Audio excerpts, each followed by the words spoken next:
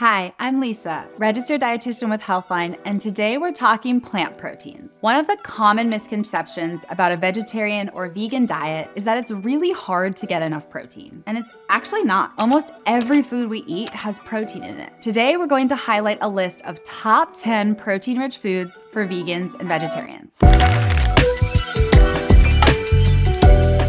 Now, there are some pros and cons to consider when it comes to plant-based proteins. It is easier to hit your protein needs when you eat meat, and animal foods do tend to have more of the essential amino acids, the building blocks your body needs that make up protein. Plant proteins, however, come with other health benefits. They're typically rich in antioxidants, vitamins, minerals, and fiber, and there are quite a few protein-rich plant foods. First up is seitan. This is a protein that's made from wheat gluten. Its texture resembles meat, and it's often used in mock meat products. There are different brands and types of seitan, but you can expect about 25 grams of protein per 3 ounces. Seitan also provides minerals like selenium, iron, calcium, and phosphorus. You can purchase seitan in the refrigerated section at the grocery store, or you can make your own using Vital Wheat gluten. It wouldn't be a list of top plant proteins if we didn't talk about soy. That means tofu, tempeh, edamame, and more. Soy contains all the essential amino acids, so it's a great protein source for vegans and vegetarians. Depending on which soy food you choose, you'll get between 12 to 20 grams of protein in about 3.5 ounces. If you think you don't like tofu, I think maybe you just haven't prepped it the right way, because it truly does take on different flavors really easily, and there are different types you can buy which will have different textures, so you can choose silken or go for extra firm. Tempeh is a fermented soy, and edamame are soybeans. You can buy them shelled or in the shell,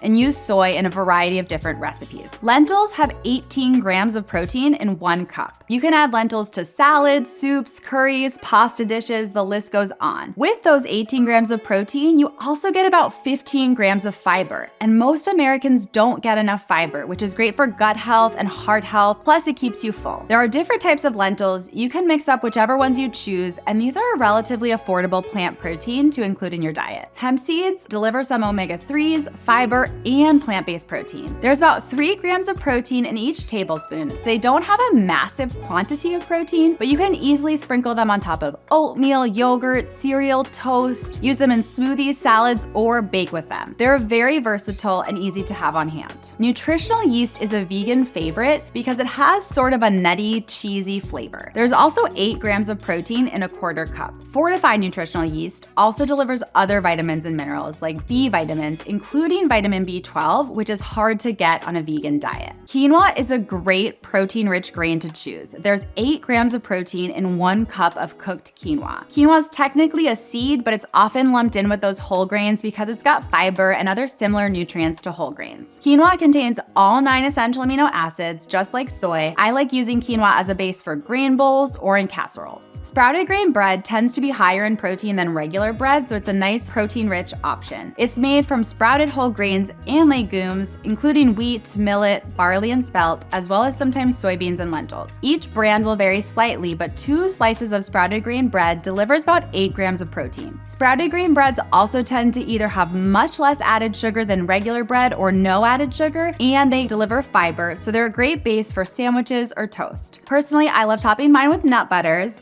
which gets us right to our next protein source, drum roll.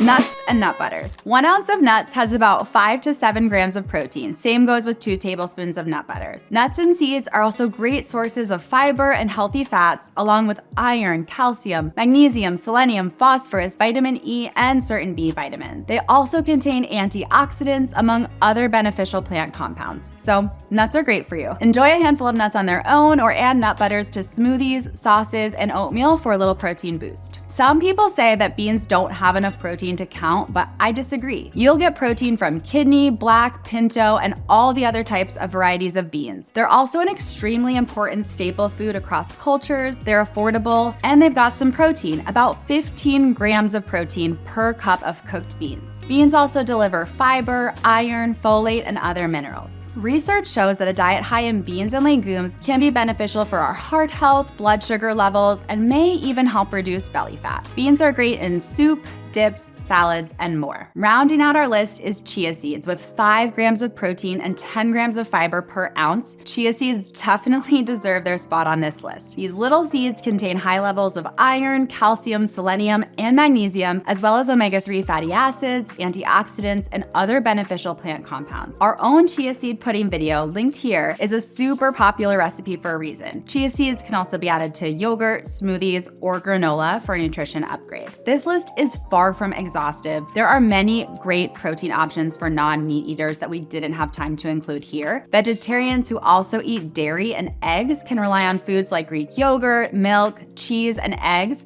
to add even more protein to their diet. So whether you're enjoying a homemade veggie burger, topping your oatmeal with peanut butter and hemp seeds, or digging into a quinoa lentil salad, there are plenty of ways to get enough plant-based protein throughout the day. If you do eat a completely plant-based or vegan diet, you'll want to be mindful that you're including a protein source at every meal and may need to get a little more creative than omnivores to hit your protein goals, but it's definitely possible and can also be super delicious. Let us know if there are other protein topics you want us to explore in an upcoming video, and don't forget to like, subscribe, and hit that bell for more from me and Healthline.